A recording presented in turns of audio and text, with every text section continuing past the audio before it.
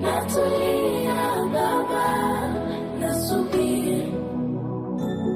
Natulia Baba. Bienvenue sur Créa TV, une plateforme chrétienne pour l'affermissement de tous. Aujourd'hui, nous continuons notre série d'enseignements portant sur la doxologie, épisode 2. Et par la grâce de Dieu, aujourd'hui, nous avons comme invité le docteur Hissène Gloire IGP. Bonsoir, mes dieux. Bonsoir, très cher présentateur. Bienvenue encore ici. Vraiment, je suis très honoré de l'invitation de Créa TV. Vraiment, c'est pour nous un privilège particulier de pouvoir être produit sur ce plateau. Bien aimé, n'oubliez pas notre principe, toujours connecté avec un bloc-notes et un stylo pour ne rien rater. Tournons maintenant nos caméras vers l'intervenant dit. Shalom, shalom de partout où vous nous suivez maintenant. Nous allons parler de la doxologie. La doxologie qui est la doctrine de la gloire, la parole de la gloire, l'écrit de la gloire.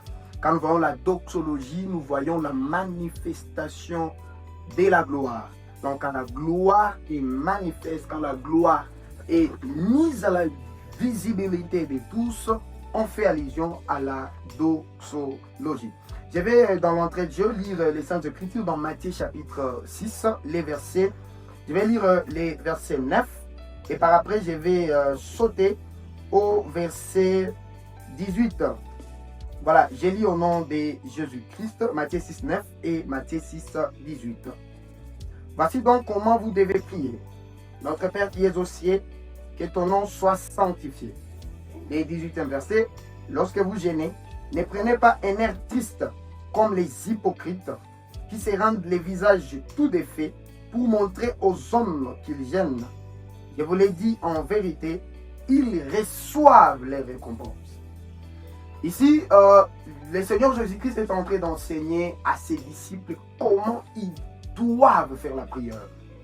Et dans l'introduction de la prière, le Seigneur Jésus-Christ est en train de dire, quand vous serez en prière, vous allez dire, notre Père qui es aux cieux, que ton nom soit sanctifié, que ton règne vienne.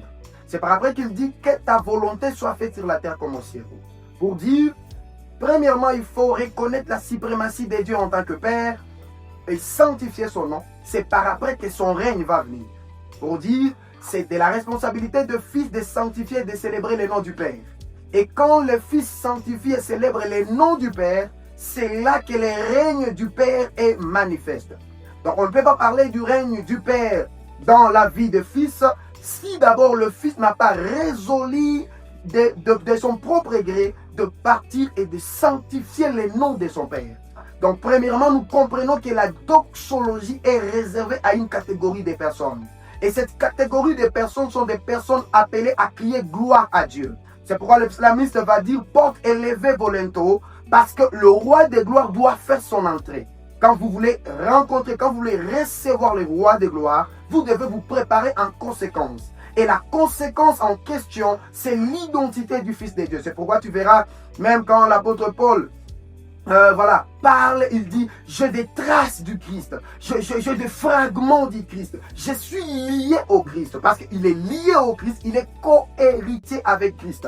Donc le bénéfice, la gloire, parce que quand on voit la gloire, on voit la richesse, on voit l'abondance, on voit la splendeur, on voit la grandeur, on voit la sommité qui se trouve dans l'être de Dieu.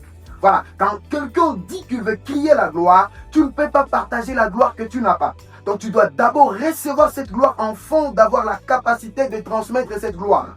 Donc la doxologie est réservée aux gens qui étaient rachetés par l'agneau, qui étaient rachetés par le Christ, qui étaient rachetés par le sacrifice parfait. Une fois rachetés, ils ont le mandat, ils ont l'appel de crier gloire à Dieu. Parce que quand ils crient gloire à Dieu, ils sont en train de sanctifier le nom du Père. Parce que c'est de leur responsabilité en tant que fils de sanctifier les noms du Père. C'est pourquoi quand Christ parle avec la femme samaritaine, Jésus dit à la femme samaritaine, l'heure vient et elle est déjà venue où les vrais adorateurs ne vont pas adorer Dieu. Le vrai adorateur n'adore pas Dieu. Le vrai adorateur adore le Père. Il y a une différence entre reconnaître Dieu comme le Dieu créateur et reconnaître Dieu comme étant son Père. Je vais m'expliquer en vous donnant une petite illustration que le Christ avait donnée dans Luc chapitre 15. Luc parle voilà, de ce que Jésus-Christ avait donné comme parabole. Il a dit non, il y avait les fils prodigues qui étaient partis. Voilà, il a pris l'argent, il a gaspillé, bousillé l'argent du père avec des prostituées. Et un problème est survenu parce que l'homme là-bas a fini, voilà, les trésors, il a fini l'argent qu'il avait reçu de son père. Problème est naturel, l'homme n'est pas en mesure de subvenir à ses besoins. Il commence à manger avec des porcs. Et la Bible ne dit pas qu'il mange avec les porcs. La Bible dit qu'il cherche la nourriture des porcs en vain. Donc il est dans un état de misère. Mais la Bible nous témoigne que cette personne est rentrée en lui-même et a dit non, mais dans la maison de mon père, il y a beaucoup de choses. Il y a de l'argent, il y a des serviteurs, il y a des gens qui mangent là-bas la nourriture dans la maison de mon père en abondance. Comment moi je vais mourir de faim? Donc il a dit, même si j'ai mal fait, même si j'ai bousillé l'argent du père, je vais rentrer là-bas. Mais le problème avec cette personne, c'est quoi? C'est parce que la personne veut rentrer dans la maison du père, mais il ne veut pas rentrer dans la maison du père comme fils. Il veut rentrer dans la maison du père comme serviteur. Parce qu'il a dit, je veux que le père me traite comme l'un de ses serviteurs. Mais c'est que la personne ici ignore, dans les contextes, je l'appelle les contextes prophétiques de cette parole, est que un fils doit mériter d'être fils. Mais il ne mérite pas par le mérite des efforts. Il mérite par le mérite de la nature. Quand ce monsieur dit qu'il va rentrer dans la maison du père et demander qu'il soit traité comme l'un des serviteurs, il ne sera pas agréé dans la maison du père comme l'un des serviteurs. Pourquoi? Parce que pour être serviteur, il faut faire preuve de loyauté, preuve de gestion. Il faut mériter d'être serviteur parce que tu seras le gérant. Dans la Bible, on parle de oikonomia. Tu seras l'économe. Donc tu auras la gérance des biens du père. Mais le père ne peut pas faire cette aventure de donner encore la responsabilité à ce fils qui avait bousillé l'argent parce qu'on ne connaît pas. Est-ce que le monsieur a changé? On ne connaît pas si il est rentré parce qu'il a bousillé, il n'a rien. Parce qu'il y a d'autres choses que tu ne fais pas en mal, pas parce que tu es bien, mais parce que tu n'as pas les moyens de faire le mal en question. Alors comme ce monsieur a un CV ruiné, il a un CV qui ne lui propulse pas à être comme l'un des serviteurs de son père. Parce qu'il doit être loyal, il doit prouver la loyauté, il doit prouver de mérite dans la gestion. Le père lui dit, non, tu ne seras pas l'un de mes serviteurs. Parce que tu n'es pas mon fils parce que tu l'as voulu. Tu es mon fils parce que mon sang coule dans tes veines. Je parle de la doxologie. Je parle de la personne qui doit reconnaître la suprématie de Dieu. C'est pourquoi même quand Christ parle de l'adoration, il ne parle pas avec un pharisien. Parce que les pharisiens savent très bien les Écritures. Quand il parle du sujet de l'adoration, il parle avec une femme prostituée. Pourquoi? Parce que les sujets de l'adoration, ce ne sont pas pour les gens qui se croient être supérieurs. C'est pour les gens qui reconnaissent leur infériorité et la suprématie de Dieu. Parce que la doxologie, c'est dire ce que Dieu est et non ce que nous sommes. Oh, l'Église doit changer d'approche. Nous ne devons pas dire ce que nous sommes en Dieu, mais nous devons premièrement dire ce que Dieu est pour nous. Parce que notre identité est cachée dans l'identité de Dieu. C'est quand Pierre a reconnu que Jésus est le Fils de Dieu que Jésus a dit, toi Simon, tu cesses d'être Simon, tu deviens Pierre. Parce que l'identité de Pierre s'est trouvée dans l'identité du Christ. Quand tu as la révélation de Dieu, tu as aussi ta révélation. Je suis en train de dire ceci, le fils prodigue ne méritait pas être serviteur dans la maison de son père. Pourquoi? Parce qu'il n'avait pas le caractère pour être serviteur, mais il avait la nature pour être reconnu comme fils. Voilà la dimension doxologie. Nous devons comprendre que la doxologie est réservée aux fils du royaume, aux enfants rachetés par le sang de l'alliance de Christ, aux gens qui ont la gloire de Dieu. Tu vas manifester la gloire que tu as. Oh, tu ne chercheras pas la présence de Dieu. Toi, c'est la présence de Dieu. Tu es déjà la présence de Dieu. Tu dois te sentir dans la joie parce que tu habites en toi, il y a la plénitude de la divinité. Oh, Jean est en train de dire, oh, Anassima, mais non. Ngai, moi, il y a un chef qui domine dans le monde. Il y a un chef qui domine dans le monde. Mais celui qui est à moi est plus fort que celui qui est dans le monde. Pour dire, moi je ne suis pas régi par les lois du monde. Le prince du monde est puissant, mais il est puissant pour les gens du monde. Moi je suis un citoyen céleste parce que nous ne sommes pas bénis dans les lieux terrestres. Nous sommes bénis dans les lieux célestes. Donc nous ici, nous ne sommes pas régis par la loi congolaise. Nous sommes régis par la loi céleste. Les gens appelés à faire les cris de gloire, ce sont les gens qui reconnaissent la suprématie de Dieu. Imagine un peu, un fils qui a bousillé l'argent de son père, qui a mangé avec les prostituées. Mais à son arrivée, le père organise une fête. Dans la fête là-bas, il serait en train de dire, il n'y a pas une bonne personne qui t'attend na ngai. Namoni na yebi moto moko aza na motema moko malamu lokola tata na ngai. Donc l'unique qui a un bon cœur, c'est mon père. Voilà un homme appelé à faire la doxologie. Donc s'il y a cette intimité d'adoration avec Dieu, mais tu te lèves, tu dis non, cessez de considérer vos dieux. Vos dieux sont minuscules, mon Dieu est majuscule. Il s'appelle Elohim. Elohim, c'est le pluriel de Eloah. Eloah, c'est le singulier pour dire Dieu. Mais Elohim, c'est Dieu au pluriel, mais qui se conjugue dans la singularité. Donc c'est un Dieu singulier pluriel. Pour dire quoi? Il est un Dieu unique, mais qui agit dans des variétés. C'est pourquoi en arabe, on va l'appeler Al-Mutakabir, le Dieu inaccessible. Mais le Al-Mutakabir est aussi Al-Mujib et Al-Gafour, le Dieu qui pardonne et le Dieu qui répond. C'est pourquoi il a envoyé Jésus-Christ pour nous sauver. Il nous a sauvés, nous sommes la maison de Dieu. Et dans la maison de Dieu, nous devons crier gloire à notre Dieu. Parce qu'il veut venir tabernacler à nous. Il est venu habiter à nous. Donc partout où tu passes, tu cries la gloire. Dans toute chose que tu feras, crie la gloire. Et ta gloire ne dépend pas de ce que tu traverses. Ta gloire dépend de ton identité en Dieu. Ce que tu es, ce n'est pas ce que nous voyons. Mais ce que tu es, c'est ce que tu es dans les hauteurs spirituelles. Tu es un enfant de Dieu, appelé à manifester la gloire de Dieu. La Bible dit, la créature attend-elle avec ardent désir la révélation des fils de Dieu. Nous sommes ces gens-là que Moïse a voulu voir et contempler, que les gens de la loi, ils sont morts dans la loi, dans l'espérance de ce qui nous est arrivé.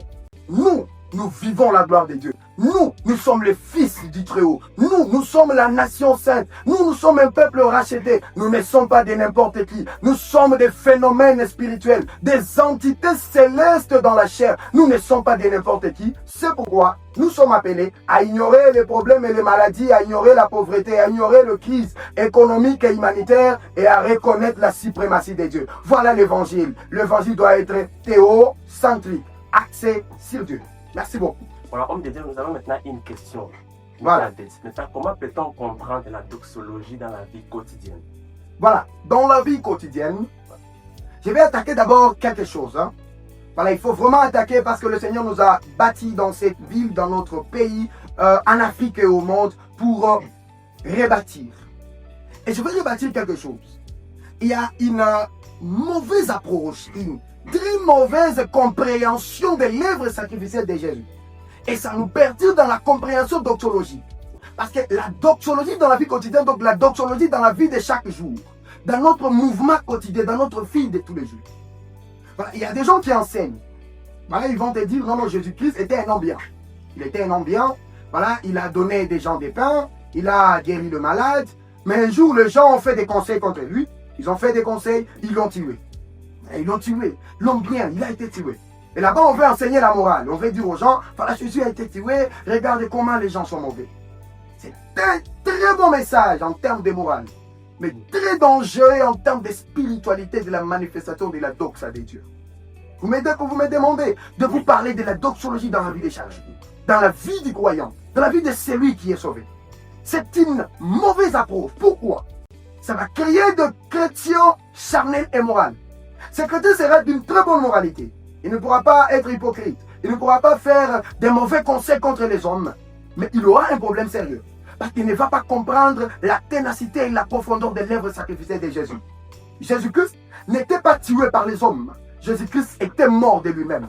Jésus-Christ à la croix, il n'a pas dit, non, les gens m'ont tué. Il a dit, entre tes mains, je dépose mon esprit. Donc, je donne ma vie de mon propre gré. Personne n'a ôté la vie au Christ. C'est pourquoi même, dans Hébreu, il est en train de dire, tu n'as agréé ni holocauste ni offrande, mais tu m'as formé un corps, afin que je vienne au Père accomplir ta volonté. Jésus-Christ est venu de lui-même. Et il n'était pas mort parce que les pharisiens ont voulu qu'il meure. Il était mort parce qu'il a donné sa vie pour le rachat de plusieurs. Jésus-Christ est mort pas parce que les gens l'ont tué. Jésus-Christ est mort parce qu'il était venu enfin de mourir. Donc tout ce qui s'est passé là-bas était préprogrammé dans l'éternité de Dieu pour créer des chrétiens efficaces.